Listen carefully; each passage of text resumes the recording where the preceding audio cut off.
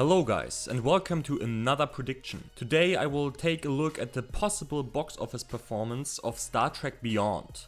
It's absolutely important for the Star Trek franchise that the third installment out of the new Star Trek saga performs great. And here is why. We already analyzed both Star Trek installments from 2009 and 2013. In the analysis on Star Trek, we mentioned a lot of times that J.J. Abrams managed to relive the franchise with a, back in the days, very unexpected 250 million plus gross in the domestic market and also close to $400 million worldwide. Unfortunately, I was not so kind on the follow-up Star Trek Into Darkness. The sequel handled a lot of things wrong. The release timing was not good, the marketing was based too much on the secret identity of Cumberbatch's character, and also, while most people were still not disappointed with the movie, nearly everybody agreed that the predecessor was better in every aspect. When Paramount makes the same mistakes now again with Star Trek Beyond, it could actually push the franchise back into the times before Star Trek from 2009. Of course, it's impossible that Star Trek Beyond grosses just as much as Nemesis grossed in 2002, but the franchise will take a huge step back for sure. That's why this Star Trek movie is so important. A big part of the future potential of this franchise is sitting on the shoulders of Paramount and Justin Lin. Justin Lin is also the first point that we have to name when it comes to the pro points who work in favor for the movie.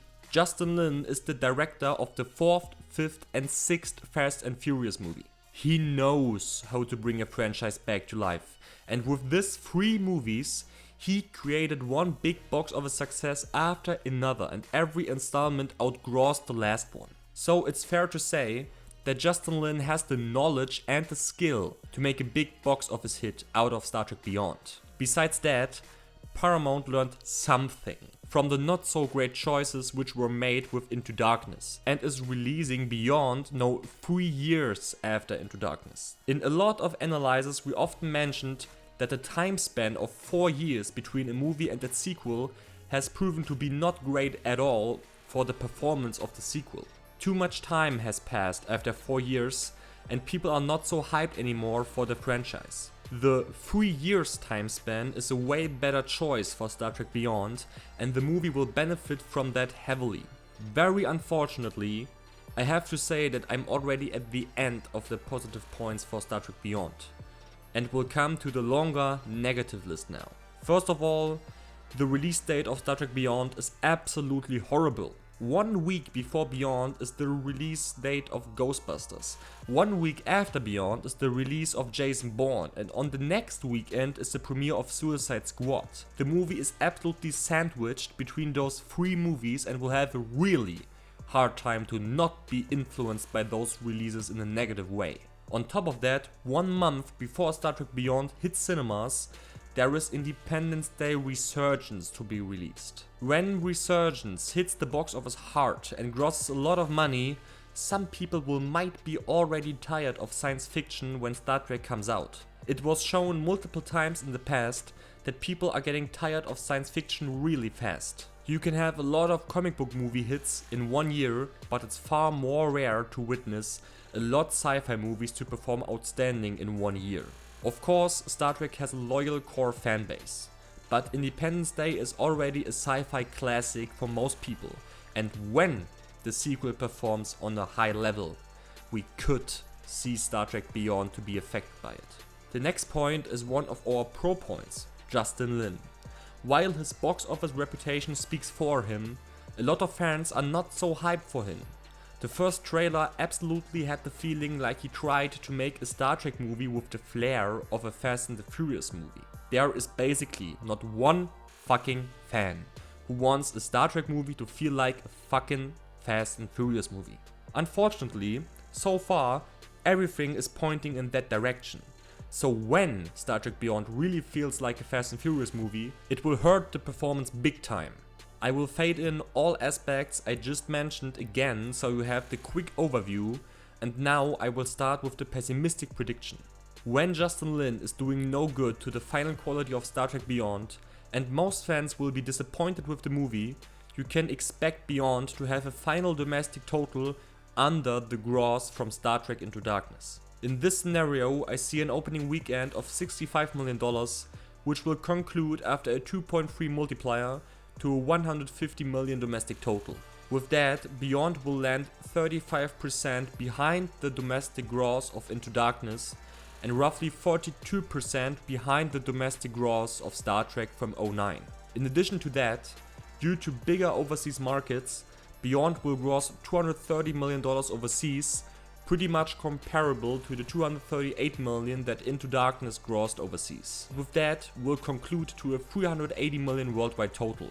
While this will be probably enough to break even with the overall costs of the movie, it will certainly not gain the trust of Paramount into the franchise, since the $380 million worldwide would be nearly exactly the same gross that Star Trek grossed 7 years ago, with more cheap ticket prices and without 3D. The problem with the Star Trek franchise is that the movie has to be absolutely perfect to actually gain some extra audience for the franchise. And when the movie is on top of that bad, the franchise will lose a bit of its core audience, and this is what will hurt Star Trek Beyond the most. But now enough with the pessimistic talk, let's move on to the realistic prediction. When Star Trek Beyond does not feel like a Fast and Furious movie, and most reviews about the new installment will be actually good, we could see a worldwide gross comparable to Into Darkness.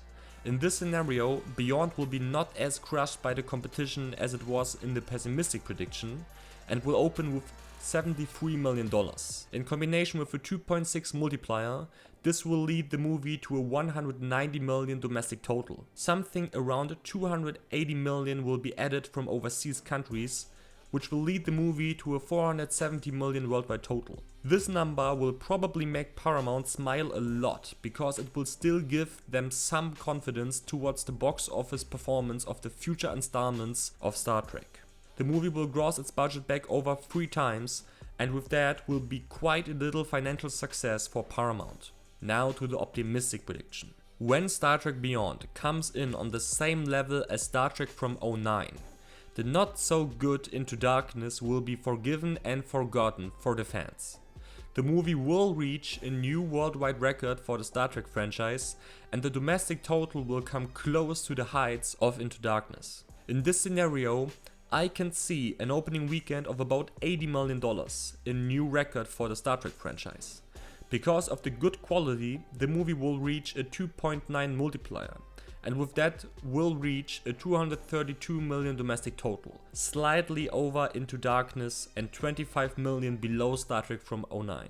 Additional to that, Beyond will gross $320 million overseas, which will conclude to a 552 million worldwide total. With this gross, the franchise will be saved for the future, and the sequel to Star Trek Beyond could bring the movie series to new levels box office wise, and will have the potential to become the new domestic box office king of the franchise. I personally really hope that this scenario will become reality. I'm a big Star Trek fan, and I would be hyped to see Star Trek come into the 600, 700 or maybe even 800 million worldwide range sometime around 2020 or so. The next video will be an analysis on The Social Network, Thor, or a prediction about Jason Bourne.